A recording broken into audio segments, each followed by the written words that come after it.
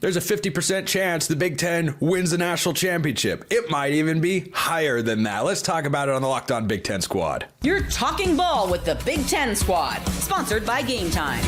From USC to Ohio State, from Michigan to Oregon, from Nebraska to Washington, it's the local experts of the Locked On Podcast Network bringing you scoops, breakdowns, and the most comprehensive preview of the upcoming Big Ten weekend. No hurt feelings and thin skin allowed. Squad up, you're part of the Big Ten Squad. 100 and however many teams went at it, and 2 Big Ten teams still remain in the chase for the national championship. I'm Spencer McLaughlin in for Craig Shemon here on the Locked On Big Ten Squad. That's Zach Anderson, Yoxheimer, Locked On UCLA, Zach Seiko, Locked On Nittany Lions, Jay Stevens, Locked On something or other over there. Brought to you today by FanDuel. From big upsets to game-winning drives, the NFL playoffs are better with FanDuel. New customers can bet $5 and get $200 in bonus bets guaranteed. Whether you win or lose, visit FanDuel.com to get started. Sit back, grab a beverage, kick your feet up, enjoy the banter here. I am Spencer McLaughlin, neutral arbiter of all things college football with no rooting interest anywhere, so no jokes need to be thrown. That didn't sound neutral at all in the intro. What? That didn't sound neutral at all. Jay, you're breaking up, but let's go to you anyway, since I can tell that you're trying to talk here.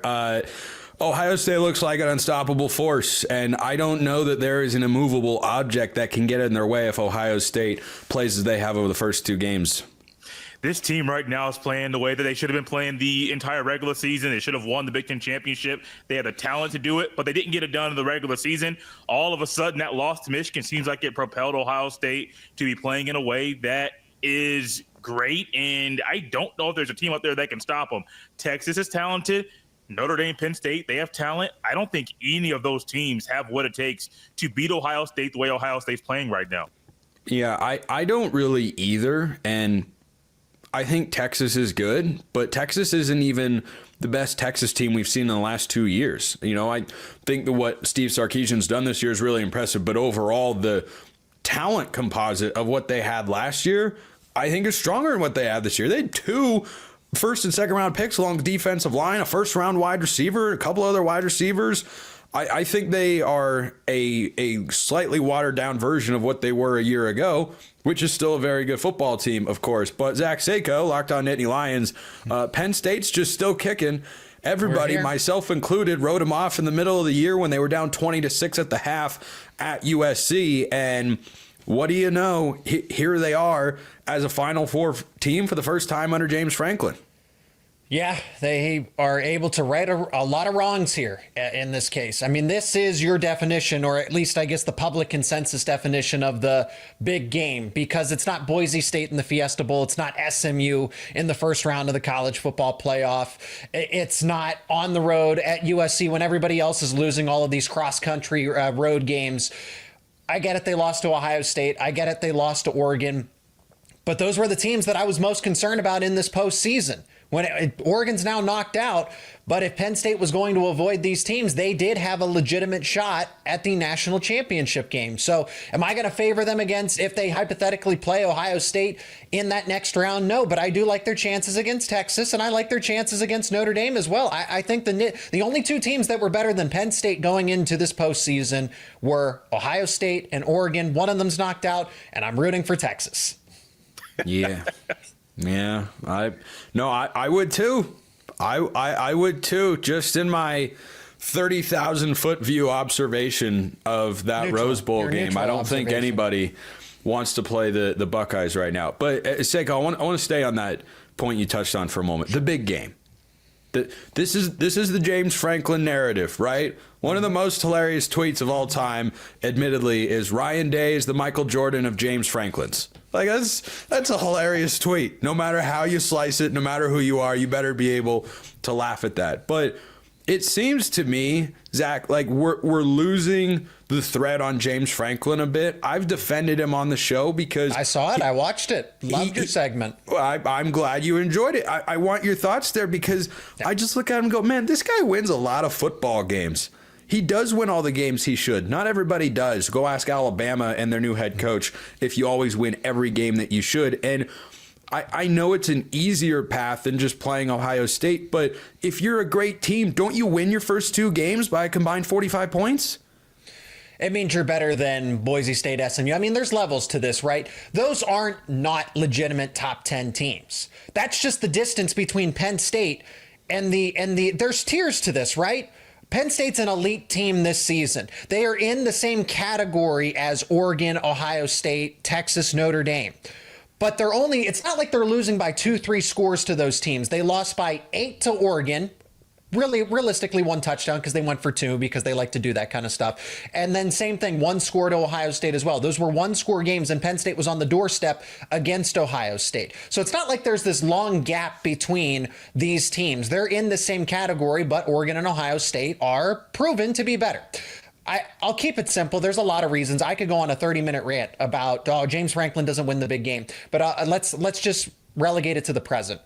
What James Franklin and Penn State did in 2017, 2018, 2019, 2020, 21, 22, 23 have no bearing on what this team does in 24 and 25. It is all about matchup. I do not care. It does not matter that Penn State and James Franklin lost to Michigan in 22 and 23. That does not affect them in how they play Notre Dame in 2025. And think about this, to build on that point, Seiko. They've got a new offensive coordinator. So you look at last year and say, look, they couldn't do it. They couldn't do it with the... Well, this version of Penn State came up 8 points short against Oregon, 7 points short against Ohio State, and has beat the daylights out of 2 teams that were ranked inside the top 10. So I just like James Franklin to get a little credit. Zach Anderson, Yoxheimer, Locked On UCLA. Hi. Rose Bowl was nice. Hi. I get to see that. Thank you for lending that. We forget there's games played in the fall. That things happen in the Rose Bowl. I promise you.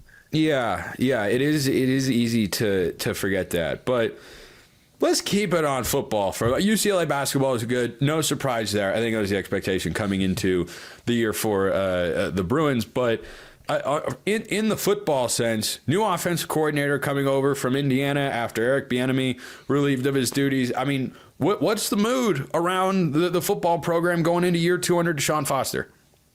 It still seems like there's some weird people trying to figure out, do they like the Deshaun Foster hire? It still feels a little weird that Chip went to Ohio State. So it's kind of, wait, Deshaun Foster gets his first full offseason. And he's proven in that miniature offseason, he'd go get people, maybe not the most talented left after Chip left. And then with the first full offseason, he's gotten to quarterback. He's beefed up the O-line. They've got 20 defensive backs in the portal and a new DB coach. So it just seems like craziness. They haven't legitimately got 20, but it felt like that with all the guys coming in.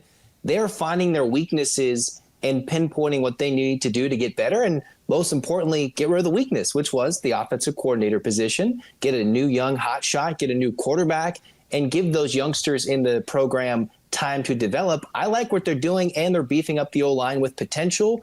UCLA, I think, is certainly capable of a bowl. I know we're sitting here with playoff teams on this show, but UCLA is not a year away in the day and age of college football where you can be a year away at this point. Is that Sully in the corner of your frame there, Zach? Yeah, I don't know where Mike Wazowski went, but oh, well, you should keep them together. They're best pals. Speaking of best pals, Jay, how are things with your best pal Chip Kelly as the offensive coordinator? Good now. They're better than they were. Was it November 30th? Things are going pretty well with Chip Kelly right now. He's doing what he should have been doing the entire time. I don't understand why they weren't a pass first team, but they are, and it's working out pretty well. They didn't put their best game plan together for Michigan. They fully expected that they could conceal their best plays and save them for the postseason. That's why they're on this tear. Part of the reasons, yes, they're motivated and have to prove all the naysayers wrong, but you don't put your best game. I don't care if it's the game. Chip Kelly definitely did not put his best game plan, best foot forward against a 6-5 Michigan team when you have postseason aspirations. Michigan had everything to gain in that game. Ohio State had at least something to save for the future. They're playing for a national title. Michigan is not. Michigan had everything to gain in that one, Seiko, and Ohio State did not have everything to lose because we expanded the playoff. There's my daily 12-team playoff jab. I'm done. I'm done with it for today until tomorrow. Yeah, we're going to expand it to 24. But wait till it's 32. By the way, for all the expansionists will make parity better automatically, crowd, North Dakota State just won its 10th national championship in the last 14 years. FCS has a 24-team playoff, and they've had it for a very long time. Next, we're going to get to Seiko's game. We're going to talk about Jay's game as well, because those are, honest to goodness playoff games. That is coming up next. First reminder, this episode is brought to you by Rocket Money. Did you know Rocket Money can help you find subscriptions that you're paying for twice? How foolish would you feel to learn that? Well, Rocket Money can help you figure that out and be a personal finance app for you. It helps you find and cancel your unwanted subscriptions, monitors your spending, and helps lower your bills so you can grow your savings, which is always an important thing to be able to do. It brings everything together in one place, just like these squad shows. Brings all the hosts we can find in one place. And whether it's subscriptions, your spending habits, or even the goals you want to hit this year, Rocket Money has over 5 million users and has saved a total of 500 million in canceled subscriptions. That's like almost as much money as getting paid to coaches who have been fired in college football. Saving members up to $740 a year when using all of the app's premium features is why you should check them out. Cancel your unwanted subscriptions and reach your financial goals faster with Rocket Money. Go to rocketmoney.com/lockedon today. That's rocketmoney.com/lockedon. rocketmoney.com/lockedon. All right, rolling along here with the Big Ten squad. Spencer McLaughlin here in for Craig Shemon, Zach Anderson, Yoxheimer, Zach Seiko, and Jay Stevens. Not Jack Stevens. I don't even know who Jack Stevens is. But Jay, let's start Jack with Sawyer. You know Jack Sawyer, don't you? I'm pretty sure you know him pretty well. I've not had the pleasure of meeting him personally. I'm sure Dylan Gabriel has. I'm sure he's a fine, well-mannered young man who might be good at football and also is just 8 feet tall. Yeah. 8 feet tall. So I want to talk about that side of the ball, Jay, because Ohio State going into this game against Texas, the attention is on the offense. Jeremiah Smith, I have no idea. Dan Lanning correctly said he's NFL ready right now. He is a true freshman. This is the position group that over the last couple of years in college football, I feel like has evolved the most to give not just the most high-level players in college, but that go on to the NFL. And Smith is going to be another one of those guys, to be sure. But this Ohio State defense, Jay, no one's talking about the masterclass of coaching that Jim Knowles cooked up against a team that torched him for 32 points, and Gabriel went crazy on October 12th. Every adjustment, everything went right for this Ohio State defense. I don't think you can play Oregon that much better. I don't think you can either. And Jim Knowles has done a great job after that first loss to Oregon October 12th, re-engineering the defense, figuring out ways to get pressure, changing and orchestrating different looks for the defense, moving Jordan Hancock back deep, sometimes having Caleb Downs come down and be a wannabe Mike linebacker. And he's created different looks before the snap of the ball that are confusing quarterbacks. But I think it all starts with up front. Tyleik Williams, of the past couple of games, even though there has been a re-engineering of the defense, Tyleik Williams has been the anchor up front. And yes, Jack Sawyer and Toy Maloa, they're going to get a lot of the attention, a lot more sacks than Tyleik Williams. But Tyleik Williams in the middle, the way that he is playing, he seems fresher than he had been toward the last part of the regular season. And he is making a lot of noise in the middle, even actually getting some pressure in the middle and on the outside, looping around the defensive ends to really create havoc on the pass rush too. We could talk all about Caleb Downs, all the other guys, even Cody Simon. We could talk about him every single day. But I think it all starts with Tyleik Williams up front, and his presence has been felt, it has been known, and nobody has an answer for him. No sacks in the first game against Oregon, 8 sacks in the second game. And you went from over 100 yards rushing. Oregon outgained Ohio State on the ground in the first game. I forget exactly what the number was. It was close, but Oregon was around 5 yards a carry. They went for minus 23 as a team. That's sack yardage included. You take that out, and it was a whopping 20 yards for an Oregon rushing attack that had been good really all season long. So I agree with the Williams love there, but I thought the secondary was as much a cause of the sacks, frankly, as the defensive line was. 100%. I mean, Gabriel's trying to get to his third or fourth progression. Well, yeah, of course you're going to be able to get home if you're given that much time, if the coverage was that good. And that's why I highlighted Jim Knowles as having had such a great day on January 1st in Pasadena is when they were showing the replays, Dylan Gabriel's looking around, nothing's open. Correct. The right play call and the execution of it was there every single time. It was a coaching masterclass. It sure seems like the Jim Knowles knows how to use these guys now, and he's tapped into an area where there's so much versatility with the guys in the secondary that you're correct. And I noticed that even while watching the game, I'm thinking, wait a minute. Gabriel's holding the ball for 3, maybe 4 seconds. Not just one play, not just 2 plays, Spencer. Multiple plays. Most of them. Times. Most of the time, these are covered sacks. But you're talking and looking at the pressure Ohio State's getting. They weren't getting the same pressure they were getting on Nico, not in the same way. It was Denzel Burke, who got burnt, got torched their first meeting, said no, not going to happen today. Igbenogson, who has been a penalty machine this year, didn't happen on that day. Jordan Hancock, his versatility to play nickel corner and safety and just move him back and forth, those are the big reasons why those 8 sacks and 13 tackles for loss were happening in that game. Yes, it was also Tyler Williams, but those guys in the secondary were covering their butts off that night. Yeah, they were really good. Seiko, you're taking on Notre Dame, and boy, two teams here that I don't just feel like they want to run the ball. I feel like they have to run the ball or they won't move it on the other team. Notre Dame has to do that. Notre Dame can't throw football beyond 5 yards. What it seems like Georgia held them to 3.8 yards per attempt. I mean, that's just that's a testament to Georgia's defense still being as competitive. But even with, I mean, Notre Dame is why they are at this point is because of the defense. This is top 5 defense objectively, and they play ball control the time of possession. They have the ground game to just play keep away. But Penn State at least has a balanced attack. Drew Allar's better than Riley Leonard as a passer. They have Tyler Warren. Notre Dame doesn't have another option like that. If either of these teams get into a 2-minute drill at the end of the game, I don't know that Notre Dame can overcome that. Can they put together a drive when time is actually against them? Can they even play from behind?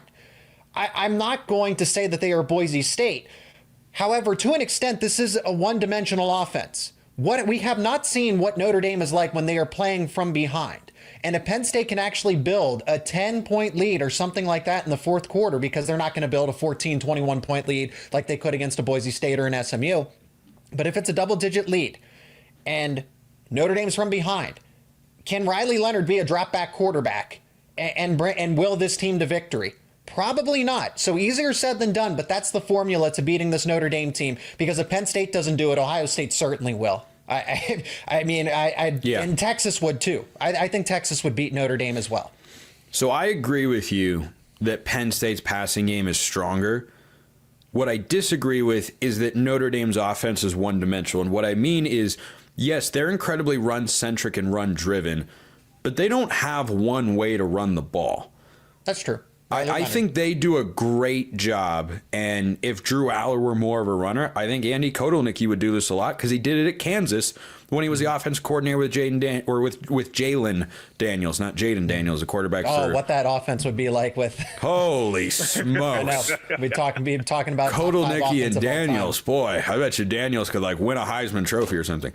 Yeah. So I think for Notre Dame, the health of Jeremiah Love, I think, is more important in this matchup than the health of Abdul Carter for Penn State.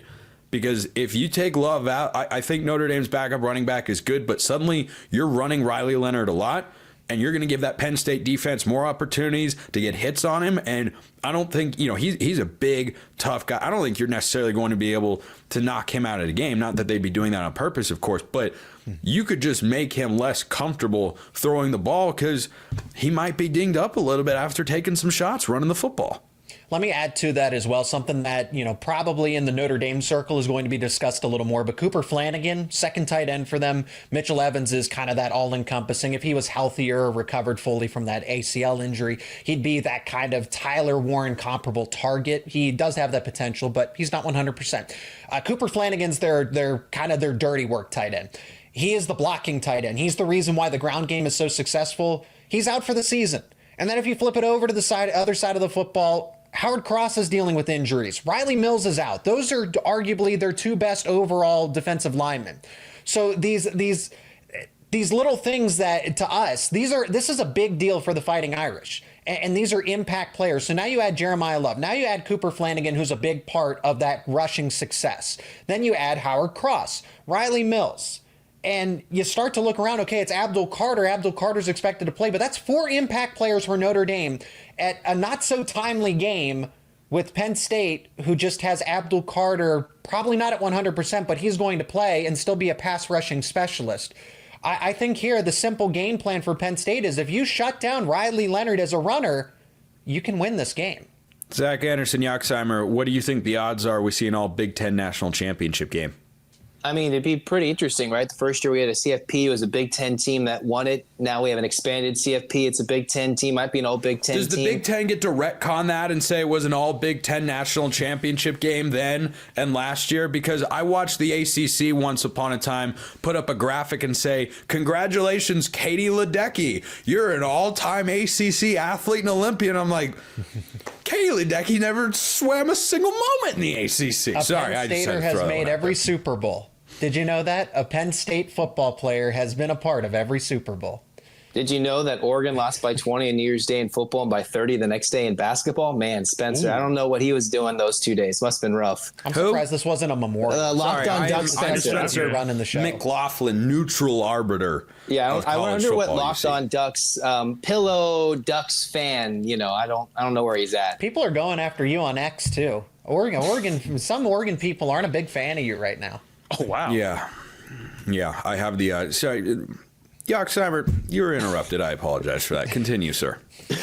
Even though in you're the very big, rude. who would have thought? Like history repeats itself, right? Ohio State, when the first CFP happened, they were counted out, and then they went on a run, won the national championship. Now you go to this year where it seems like they're counted out. Could be the first, I believe, 2-loss regular season national champion with the CFP in play, if I'm not mistaken. You'd be correct. We take away the BCS days, right, with the LSU way back in the day.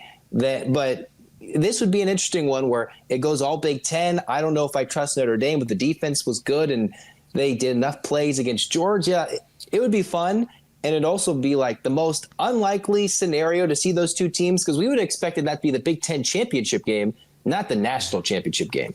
Yeah, I mean, it was certainly supposed to be, but we got the second matchup regardless, and I think Oregon fans would look back and say, boy, wish that matchup would come in Indianapolis and not in Pasadena. And curious you bring up that 2014 season, first year they expanded the playoff, that if they hadn't that year, Ohio State wouldn't have been in, wouldn't have won the national championship. This year, no 12-team playoff. Ohio State is not in a 14 playoff this year, so perhaps fortuitous there for the Buckeyes. When we come back, we're going to talk about what it would mean for the Big Ten to win the national championship, whether it's Penn State or Ohio State, and we're going to get picks for both, I should say, semifinal games. That is coming up next.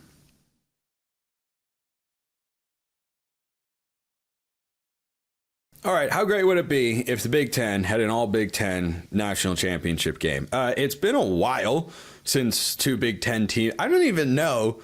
People who have perhaps, I don't know, been a part of this conference for longer than an hour could tell me the last time there was an all Big Ten national championship game. We have seen all SEC national championship games on multiple occasions, but I think it would be quite a statement in college football if no one is able to knock off Penn State, who people disregarded as, they're just Penn State. They're the same old, and then they're just in the national championship game. Zach Anderson, Yoxheimer, I'll start with you. I think that would be a pretty big statement for the conference.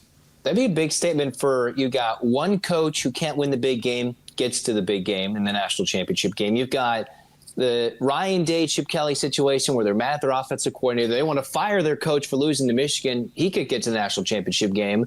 I wonder who, if they flame out in the semis, would get much more hate, right? What if they both flame out? What's the worst case scenario? Who would get more hate? That would be entertaining to see what happens, but they both make it. All the haterade everybody was drinking about these two guys, I would think would have to stop, mostly, right?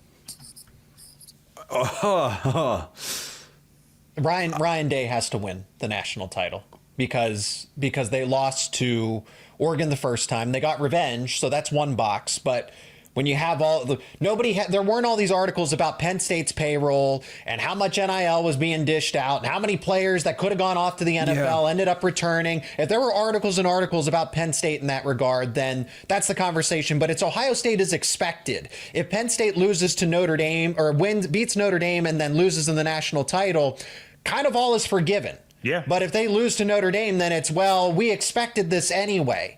So Ohio State has the most to lose in this situation. It's either a par for the course if Penn State does not beat Notre Dame, and then all expectations are shattered if they actually do from the public. I think they beat Notre Dame, but that's... Yeah, Jay is just over there grinning like Palpatine when Luke picks up the lightsaber in episode 6. Not episode 9, Palpatine? Don't ever bring up that trash film that is such a disgrace to something I and millions of others love so dearly. That thing's an abomination to cinema. And yes, that is how I really feel. That movie is an abomination to cinema everywhere. All right. So, Seiko, I think you make a lot of good points that Day probably faces the most pressure. I think Franklin is probably second, though, because like I said earlier on Texas, they're not even as good as they were last year. They are very. I don't want you to get this construed. Anybody out there listening or watching, I do believe Texas is a really good team. I think they're going to lose to Ohio State. I don't think Texas is as talented as last year. I asked Steve Sarkisian about that at SEC Media Days. He gave a really good answer, talking about guys who have been developing or waiting their turn, and then players they brought in via the portal. I think that's more of a reason to feel like the team is good at a certain level, but not at the same level they were a year ago. But Jay, this Ohio State roster has been hyped up since before the year, the 20 million NIL rumors flying around and all that stuff. That's what it looked like against an incredibly talented Oregon team that they just blasted like the Death Star. Ryan Day's under a lot of pressure if this thing does not get done this year. You had the guys that said, no, we don't want to go to the NFL. We're going to come back. We have unfinished business. Right now, if you just look at the playoff, they're playing the best team, the best ball out of any playoff team. They're in the Final Four. If Ryan Day and Ohio State, for some reason, doesn't get it done, they may beat Texas, and then they may lose to whoever in the Natty. It's a problem. It's a massive, massive problem. And it's a big problem because we've seen what Ohio State is when they're hitting on all cylinders. They can't be stopped. They can't be touched. Yes, Oregon's a really good football team. They had no answer at all for Ohio State that day on New Year's Day. Tennessee came in and brought a lot of fans to Columbus. They had no answer for Ohio State that day. Got up 21-0 to Tennessee, got up 34-0 to Oregon. You do those, you have those performances, and all of a sudden you don't get it done in the semifinal or in the national championship. That's a massive problem. Like, you can take the money away from it. You can take the regular season away from it. If you do what you've done in the playoff, the first two games, and if for some reason don't win the final game of the year, that's a problem for Ryan Day. Yeah, let's wrap up with our game picks. You guys want me to go first or last? Feels like as the host of the interim host of today's show. Craig should be back next week. Well, you're feeling last right now, so it depends what you want to do there, partner. Even Locked On UCLA feels more bold than you right now. Yeah. You are It's basketball season. You so are fourth in this pecking order. All right, I'll go last. Yoxheimer, you first. Who wins? Who covers? Ooh, this is interesting because I think the Ohio State-Texas game will be pretty high scoring relatively to Notre Dame, Penn State. But I think Penn State wins and Ohio State wins, making it all Big Ten national championship, which means the squad show will go crazy for a couple weeks. It will go crazy. Seiko? I'm going to go Penn State, 24-20 over Notre Dame. So that's slightly under that 45 because it's starting to shade down to 45. And I'm going to go Ohio State. I think they win by 2 touchdowns against Texas. So if that requires a lot of points or whatever, I think it's by double digits for Ohio State. Give me something along the lines of 38-27. We'll say Stevens? Like 27 points scored by Texas. That kind of hurts because there's only been a couple teams that have scored Garbage over time. 7. Garbage I mean, time. maybe. They can throw the ball. They can throw One the ball of the to hang teams that around. scored 27 or more points on Ohio State just got dog-walked by that same Ohio State team. Only 3 teams this year have scored over 17 points. Oregon did it twice, and then Tennessee did it. I just don't think Texas is playing well enough right now to do that in this game. Even in mop-up duty, I don't see it. Due to some injuries at Notre Dame, I'm going with James Franklin on this one. It's a little weird that I'm doing that. Big game, James. There's only a few teams that James Franklin can't beat, and they're in the Seiko Big is so Ten. happy. Oh, dude, he's like other a kid in a people candy shop right now. I am legitimately confident. If they lose, fine. It happens. Yeah. That'll prove all the bias is correct. But I actually am confident in a Penn State win. Like, I'm not sitting on pins and needles here. This is, I think they're better than Notre Dame. I'll go Penn State 20, Notre Dame 17, Ohio State 31, Texas 14. I don't think Texas is going to be able to really get any traction at all. I think they might find themselves down 21-0, just like Tennessee did, maybe 24-0. I just think the way that Texas is playing, they have a lot of talent, but they mess around a little bit too much. Quinn Ewers messes around a little bit too much. He gambles a little bit too much. And you do that against this Ohio State team, they're going to take advantage of it. This defense is playing way too well to allow that to actually be a thing where Quinn Ewers throws the ball up. It's a 50-50 ball, and Ohio State doesn't bat it down or intercept it. On offense, nobody has an answer for Jeremiah Smith. And as odd as this sounds, Spencer, Trevion Henderson might be an X factor, but I'll take that X factor in this game if that's actually what he is, because he's might be a 100-rush guy, 2 touchdowns, just easy walking into the game down there at AT&T Stadium. We got Buckeyes and Nittany Lions in the national championship. That's not what I thought at the beginning of the year. But we're all on the same page. I'm going to assume Spencer is too. I'm going to assume Spencer's picking Penn State. I'm picking Ohio State to win. Jay, I'm 1 point off on each in my head. I've got Ohio State winning 30-13. Okay. I think that Texas secondary can stiffen for a couple of field goal tries, but I do think Ohio State will be able to move the ball. You know, Arizona State was able to. Ohio State is a more talented team. So I like Ohio State to win. I like Ohio State to cover 30-13. I'm going with Notre Dame, though. I'm trusting the it factor with Notre Dame because, Seiko, I hear your points, and I think it's incredibly valid that you make the case that they've got more talent in these areas and whatnot, but Notre Dame is just playing winning football across the board for the last couple of months, and I don't think you can discount that in these do-or-die situations. Is it doesn't always look the same. You know, I don't think Notre Dame can win a shootout 38-35. I do think there are a lot of ways, though, for the game to look and Notre Dame to come out on top. I kind of feel that way about Penn State. I just like that Notre Dame defense a lot. I think that's the difference. I will take the Irish 21-17. Close football game. That'll do it for the Big Ten squad this week. Zach Anderson, Yoxheimer, Locked On UCLA. Seiko of Locked On Nittany Lions and Jay Stevens of Locked On Buckeyes. I'm Spencer McLaughlin. In for Craig Shemon this week. I'm also over on Locked On Ducks and Locked On College Football. This has been the Locked On Big Ten squad. We've got you covered with your team every day across the entire conference. So make sure you tune in. We'll see you next time. And until then, hope you have a wonderful rest of your day.